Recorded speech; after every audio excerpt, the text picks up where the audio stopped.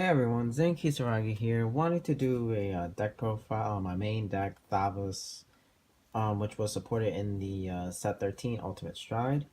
It's my favorite Aquaforce deck thus far, and Thavas has been my favorite unit ever since he first came out. While Aquaforce has been my main favorite clan, but I did this deck profile on Tumblr, but I wanted to post my real life one with cards that I currently have, well, am working with rather than my Tumblr one being based offline and considering everything. These are cards that I only have right now at the moment. Overall, I like Thavas a lot as a deck right now. It even before this set, it's a fun deck to play. Very flexible. There's a lot of combos and options for any matchup that it may go up against. The support in this set answered a lot of things that the clan in but Thavas himself and even myself have been asking for a long time. More ways of attacking, more ways to um more ways to have flexible waves and stuff like that. So with that, I'm gonna get started. So for starters, we're going to start this profile off with our new boy, Supreme Thavas. Supreme Thavas is your main ride, your target ride.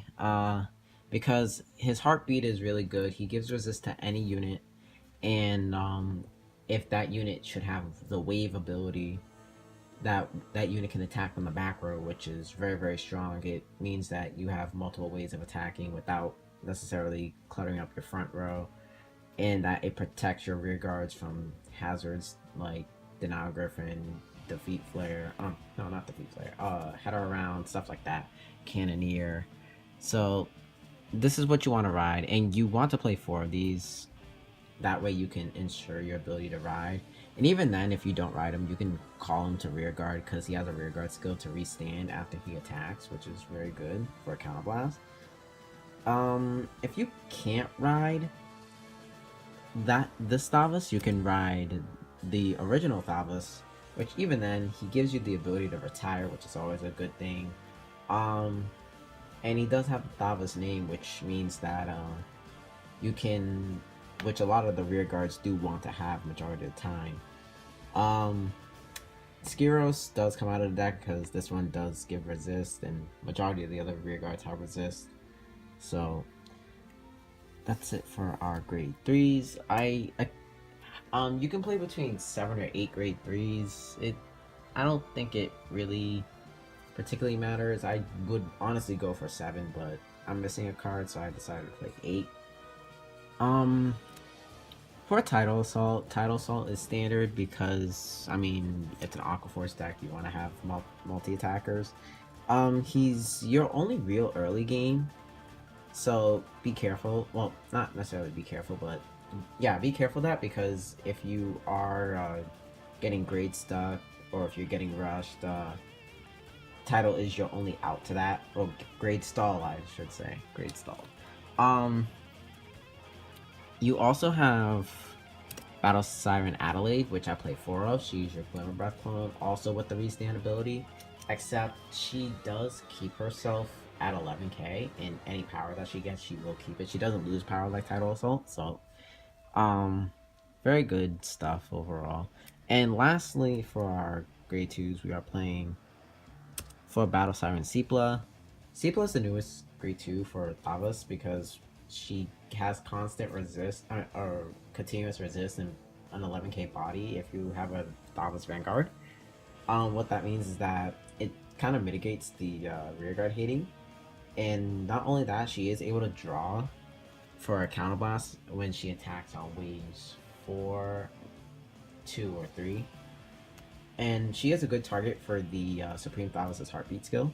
That way you can just have her in the back row and have her swing if you need to draw or not. So it's always good. Good stuff. For Stride Fighter, basic stuff. Since it got reprinted in the set, everyone should have 4. Melania is still the best grade 1 in Thavas. You can play between 4 or 3. I am currently playing 3 because I only have 3. If I had the 4th, I'd probably tuck it in as a 4. But She has many different roles. She can be an attacker, she can be a booster, she can draw a card. She always has resist no matter what, so very good card. And lastly, we are playing 2 Orthea. Orthea is a card back in G-BT13 when Lambros first came out. On boost, you can counterblast one, so blast one, and she stands up the booster. She stands up the boosted unit, and that unit minuses 5k. So again, like titles, she kind of gives the title assault effect to that unit. We did started playing less of her because Stacia was better, and there was only really Lambros that took to grant that power, and only title assault at the time was the only unit that you wanted to use it with, because Magnum Assault had a boost clause, and that was the only other restander at the time. And then later on, you still had Stacia, because Stacia made your Lambros plays go off better, but our new main stride is able to give all the units, the 2 units that he restands, a lot of power, so taking advantage of that power is really good. Even if you play Bubble Edge, you're able to draw 3 times if you give the Bubble Edge effect to that unit. Overall, very good unit. I won't say that you need to have her, because keep in mind she is very expensive, like Counterblast and Soul Blast, while this deck is very Counterblast heavy. If you don't want to play her, you can play something like the new Thavas Grade 1 that just came out in this booster.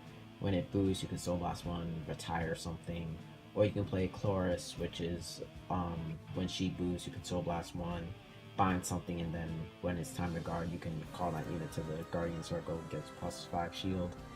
Thavas is very flexible on rear guards, for grade 1s at least, so you don't have to play her. You can play other things. Preferably, if I had my choice, I'd play Chloris. And of course, for a perfect guard, you want to have 4 Plato. Plato is what's making the deck very cost efficient, because this deck, again, even without Orthea, this deck is very counterblast heavy between Supreme Thavas' restand ability, Alexandros, Sepla, Melania, a whole lot of counterblast. So you want to play 4 of these if you can. I only have 2 because they are super expensive right now, but if you are able to get 2, I do recommend that you if you are able to play 4, I do recommend it. Our trigger lineup, we're going 8 crit between Petros and Supersonic Sailor. Petros is Thavas' personal crit, but the real crit you want to play is Supersonic Sailor, because he does give you the counter charge ability. Even if you're lacking the counter blast, you can throw him into Soul counter charge. And then we're also playing 4 Draw. 4 Draw is a standard in Aqua Force, but to me it's kind of a new concept, because I'm used to playing 12 crit in Aqua Force, since I believe getting a crit to your restander and attacking multiple times is the best way to end the game. However, the game has gotten so fast that you want to see as many pieces between your perfect guards, your heals, your units to do extra attacks with, the ability to stride. Like, there's so much that this game is asking you to have in order for you to make a successful turn or a successful counter attack, that you're going to need the draw triggers to manage that. With some decks, you don't have to play draw triggers, but in Aqua Force now you kind of do. And even if you... And plus, the other benefit of having the draw trigger is if you open up with it, you can call it as a rear guard attack. If it doesn't get rear guard hated, throw it in Soul. And then lastly, if you need to drop something for the perfect guard, you can just drop a draw trigger. So good stuff, good stuff. And of course, 4 heal trigger. These heals are the new one from the set. Basically, if she's in your drop zone, and if you drop her for the cost of a G-Guard, you can bind her and a copy of herself that's already in. Bind them both, and you can either counter charge one or soul charge one, which also helps out with the cost of the stack. And for our starter, we are playing Mitros. Mitros is Thavas' personal starter from the original clan booster. On wave 3, when your Vanguard with Thavas and the name attacks, you can throw it into the Soul. Superior Call of Thavas from your deck to rear guard circle, and at the end of the turn you can bounce Thavas back into the hand. You can either play this or you can play Bubble Edge. To me, I find Mitros better, because with Bubble Edge, you are drawing 2, but for starters, my deck already draws a lot, and well, Thavas in general already draws a lot between Petros, Sepla, Melania, and I do know that some other people do play Saberful Sailor, which after she attacks on the 4th of battle, you can retire her and draw 2 cards just like that. But I don't like AK grade 2s like that. So my deck does draw a lot, so Bubble Edge is kind of eh. But the other reason why I play this is because this allows me to secure strike fodder and it allows me to get something on the field. Like if I have like a very minimal, not good field, I can just attack 3rd and pop out a Thavas, and Thavas is already 11k. He can restand, and I can give all triggers to that Thavas, so any crits, whatever, going with that, and then it bounces back to my hand. My next turn, I have the ability to stride, or I have an extra rear guard to call. So the only downside is that he is a generation break starter, unlike Bubble Edge, who can be used at as soon as turn 2 or even turn 1. So this does get sniped out by Kagero or Link Joker. So onto my G Zone. My G Zone, we're gonna start off with Alexandros. Alexandros, the big finisher of the deck now. He is something that we have been asking for. Well, mainly in Thavas, because Blue Waves had Tetra Boil. This is our other finisher that we can play between Lambros and Wailing. Though right now he is kind of our sole finisher. He's also good for a strike because does a lot more than what Commander does on wave second or 3rd. At the end of battle that he attacks, you can Cav Blast 1, flip any unit from your G zone that's face down to face up, and then those units get +5. Stand 2 units, so those units gets +5k for every face up card in your G zone. So basically, I'm personally playing 3. I think 3 is the perfect number. You can get away with just 2, because, I mean, you're only ever gonna stride 2. 3 is just the perfect number to me, because there are games where it can get a little grindy, and I only have 2 Lambros, spoiler, but, in addition to that, there are games where if you aren't able to kill them at 2, then you'll definitely kill them at the 3rd.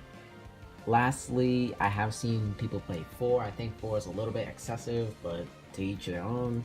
I think 3 is the perfect number. If you can't get 3, then just get 2, but 3 is good if you just don't have the other Lambros. But he's done a lot for the deck, as much as Supreme Thavas, so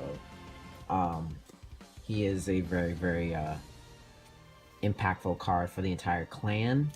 But I think Thavas can use him better because there are a lot of restanders that can take advantage of this, and especially with Orthea or Bubble Edge. Well, more so Orthea. Whereas in Blue Wave, you have these complicated waves that even conflict with him, like Fuevos, and this trying to activate at the same time just doesn't work. And Maelstrom particularly only wants to attack Wave 4 and wants to use his Engulf, so yeah, you only really want to play like... I think Alexandros really wants to stay in Thavas for the most part. Next up, we are playing 4 Commander, 2 Lambros, as I stated before. However you want to play these, you can either go 4 Lambros, 2 Commander, or 2 Commander, 4 Lambros. I prefer this because this is what I'm working with, this is what I have. In my online build, the ones that topped the tournament in 2 tournaments, I had 4 Lambros, but I only ever went into Lambros once while Commander was used for flip fodder for Alexandros. I would say it more so depends on whatever your budget, your resources are, and of course your meta in your area. If you are dealing with a lot of Link Joker, definitely play Commander because you can have 2 back row attackers with Supreme Thavas' ability, and then just keep poking at that. With Lambros, you have a more aggressive way, and plus both of these are free, so if for whatever reason you don't have Counter Blast, you can swing into Lambros and do some stuff. With Commander, you can also, who is also free, you can also do another tactic. 2 Wailing Thavas. 1 is supposed to be Seabreeze, but I don't have it right now, so I'm just winging it with the 2 OG finisher. Well, not OG, but like my personal favorite card.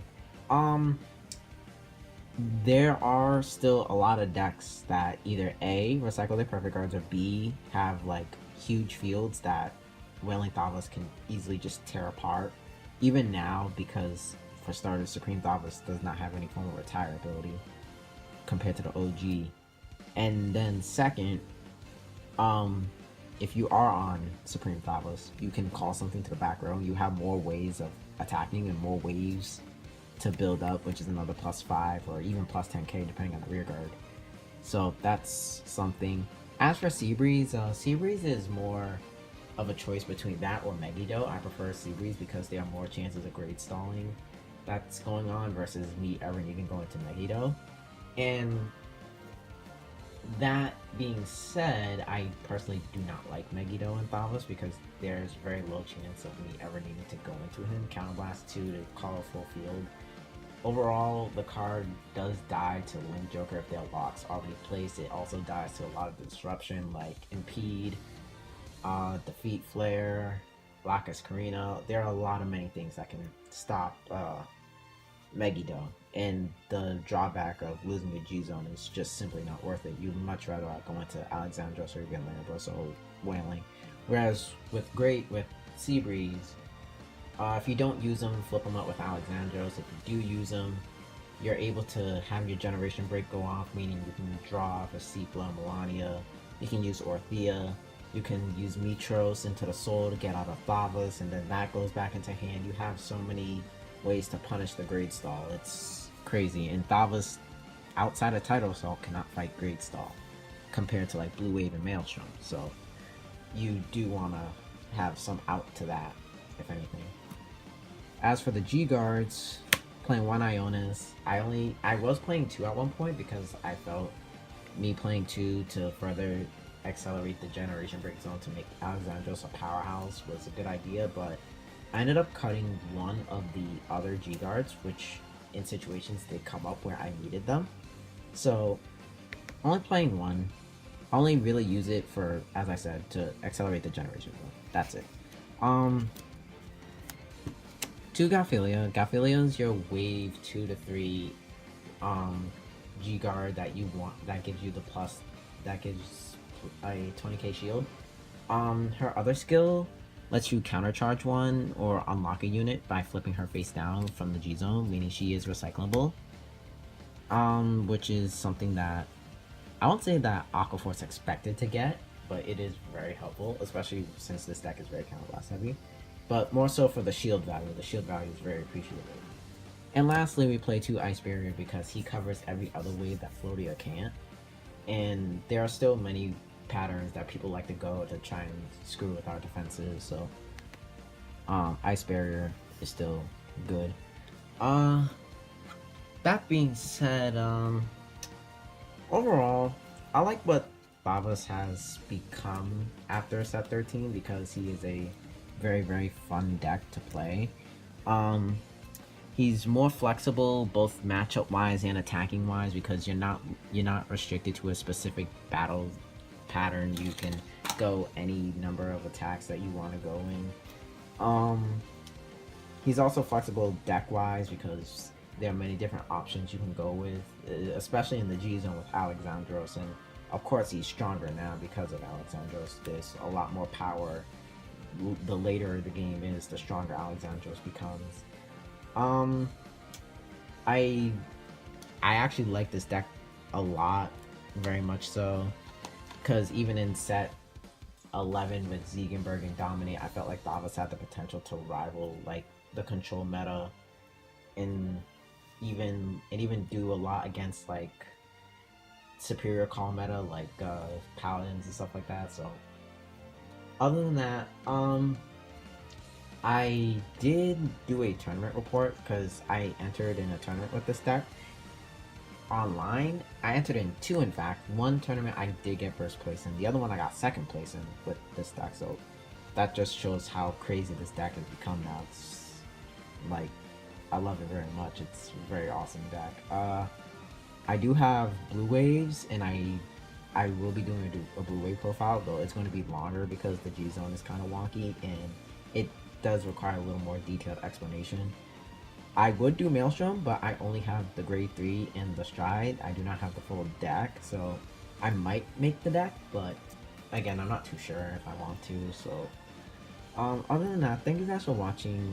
If you guys want to check me out on my social medias like Tumblr, Twitter, or even Facebook, just please follow me. I'll leave the links in the description. Other than that, see you guys later.